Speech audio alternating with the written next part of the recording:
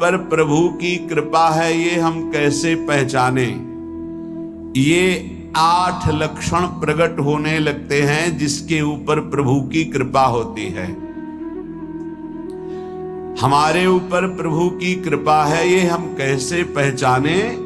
तो ये 8 लक्षण प्रकट होने लगते हैं जिस पर हरिजू की प्रियाजू की कृपा है। अपराध करने वाले के प्रति भी दया की भावना, शांति पहला लक्षण है। भाव में भी पहले शांत भाव है। हमारे ऊपर श्री हरिजू की कृपा है, इसकी पहचान ये 8 लक्षण। पहला शांति, अर्थात घोर अपराधी के प्रति भी गुस्सा ना क्षमा करना, ये हरि की कृपा का लक्षण है। अपराधी शब्द तो जाने दो, जरा सा प्रतिकूल हो जाए तो लाख समझाओ पर भ्रकुटी तनी रहती है। भला ऐसा है? अपराधी पर भी क्षमा का भाव होना, ये हरि कृपा पात्र में ही होगा, अन्य में नहीं। तो अगर अपने हृदय में ऐसा लगे कि ऐसा नहीं है तो हरिजू से प्रार्थना करनी चाहिए कि कृपा करो, मेरे में सामर्थ्य आवे। दूसरा अनुसूया, वो किसी भी के प्रति कभी भी कोई दोष दर्शन ही नहीं करेगा। दोष कथन, दोष श्रवण की तो बात जाने दो। अनुसूया, दूसरों के गुणों में दोष ढूंढना ये नहीं होता। हरि कृपा पात्र में ये नहीं होता। ये सब भजन के नाश करने वाले, जैसे पहला अपराधी पर क्रोध कर देना, तो माया ने भेजा इसीलिए था कि तुम्हारे साथ व्यवहार ऐसा करे कि तुम क्रोध करो। क्रोध करोगे तुम्हारी ऊर्जा शक्ति नष्ट हो जाएगी, अध्यात्म में जो चलने की थी। और कहीं तुमने संकल्प कर लिया तो भजन शक्ति नष्ट हो जाएगी। तो अगर भजन बल है तो गया, जरूर उसको दंड मिलेगा, पक्का मिलेगा, 100% मिलेगा, लेकिन आप खाली हो गए। ना भजन करने की वृत्ति रहेगी और ना भजन रहेगा, दोनों बात। अनुसूया, किसी के सद्गुणों में दोष देखना, गुणों में दोष ढूंढना, ये हरि कृपा पात्र में नहीं होता। ये बहुत मंगलमयी बातें हैं जिससे हमारा भजन मार्ग पुष्ट होता है। तीसरा, वो बाहर से और भीतर से पवित्र रहता है, हरि कृपा पात्र। शौचाचार का ज्ञान होना चाहिए, वस्त्र आपके पवित्र होने चाहिए, ये बाहरी जल रज आदि के द्वारा बाहरी पवित्रता। और निष्कपटता, निश्चलता, सत्य भाव, ये अंदर की पवित्रता है। अगर कपट है, छल है, असत्य है तो हृदय मलिन रहता है। भीतर और बाहर से पवित्र रहना, इसमें खास बात क्या है? भीतर और बाहर से पवित्र रहने में, भीतर और बाहर से सदैव पवित्र कौन रह सकता है? तो बोले जो पुंडरीकाक्ष भगवान श्री हरि का प्रियाजू का स्मरण करता रहता है, वो शवायाभ्यंतर शुचि, वो बाह्य और अभ्यंतर दोनों से पावन रहता है। तीसरी जो कृपा का लक्षण है, अर्थात वो सदैव भगवत चिंतन परायण, शौचाचार का पालन करने वाला, बाहर और भीतर से हरि कृपा पात्र पवित्र रहता है। चौथा, ऐसे कार्यों का अनुष्ठान न करे जिनमें हमारा भजन छूटता है, जिनमें सत्य छूटता है, जिनमें भगवत भाव छूटता है। जैसे आपके ऊपर कृपा हुई, आप भगवत मार्ग में चल रहे हैं, अब आप ऐसे सांसारिक कार्यों का अनुष्ठान कर रहे हैं जिनमें आपकी चित्तवृत्ति बिल्कुल भगवत विमुख हो रही, तो जीवन का लाभ क्या होगा? लाभ तो है भगवत स्मरण सहित।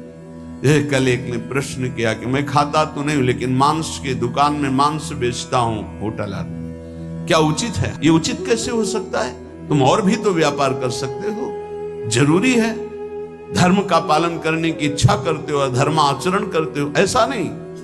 तो विरत बहुकर्मा, उन कर्मों से हमें विरत रहना है जो हमारे धर्म के विरुद्ध है, जो भजन के विरुद्ध है। हरि कृपा पात्र ऐसे कर्मों का अनुष्ठान कर ही नहीं सकता। अपने भजन का फल देखना भगवत कृपा पात्र के, सबको प्रदान कर देना। हिम्मत है? अपने भजन, इतनी मेहनत से किया हुआ भजन, भजन होने के बाद हे प्रभु इस भजन का फल हो, सर्वे भवन्तु सुखिना सर्वे सन्तु निरामया। यहां तो कहते महाराज एक माला रोज आपके लिए करता हूं कि आपकी बीमारी ठीक रहे, तो शेष किसके लिए करते हो प्रभु? शेष अगर इष्ट और गुरु के लिए तुम्हारा है कि एक माला करते तो फिर इतनी माला करते तो हमें क्या होगा? सब आपको दे देंगे तो हमें क्या होगा? तभी भजन का रहस्य नहीं जाना। छठवां, अपने भजन से अपने लिए कुछ भी ना चाहना और दूसरों की तो बात जाने दो, दूसरों से कुछ मत। देखो ये हरि कृपा पात्र में हिम्मत होती है।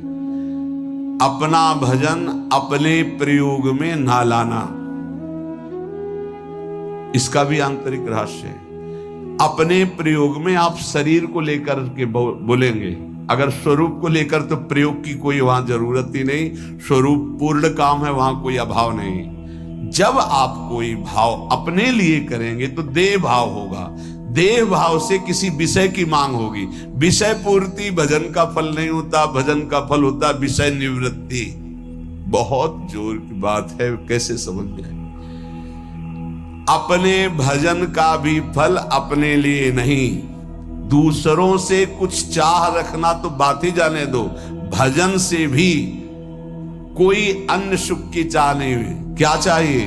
भजन ही बनता रहे, भजन का फल भजन बनता रहे, खूब निरंतर जप करते रहे। सातवां, किसी भी मान सम्मान कीर्ति पद प्रतिष्ठा के मिलने पर हृदय का असंतुष्ट हो जाना, यह हरि कृपा पात्र का लक्षण होता है।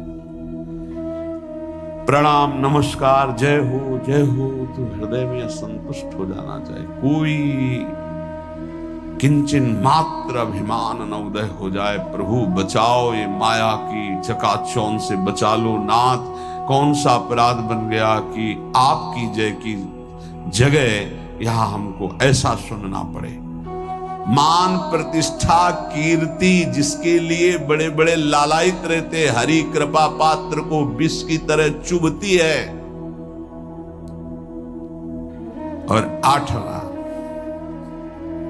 किसी भी प्राणी समुदाय से संबंध ना रखते हुए सब पर दया की भावना, सब पर कृपा की भावना, सब पर करुणा मैत्री, पर किसी से ममता नहीं। ये सूत्र बहुत व्यवहार में प्रयोग करने योग्य है। सबसे करुणा और मैत्री, पर किसी से ममता नहीं। करुणा तो करी भरत जी ने, मैत्री भी की मृग से, पर ममता रहित नहीं रहे। ममता कर ली तो अगला जन्म हिरण का हो गया। ममता नहीं रखी। निर्ममो निरहंकारा, करुणा मैत्री तो करनी है, जैसे इसमें आदेश है, गीता में जी आदेश है, अद्वेष्टा सर्वभूतान मैत्रः करुणैव च, पर निर्ममो निरहंकारा, ये साधक की चतुरता है। प्राणी मात्र पर दया कृपा करुणा मैत्री, पर ममता नहीं। ममता किसी से, और यहां करुणा मैत्री ये तो गायब हो गई, केवल ममता रह गई है।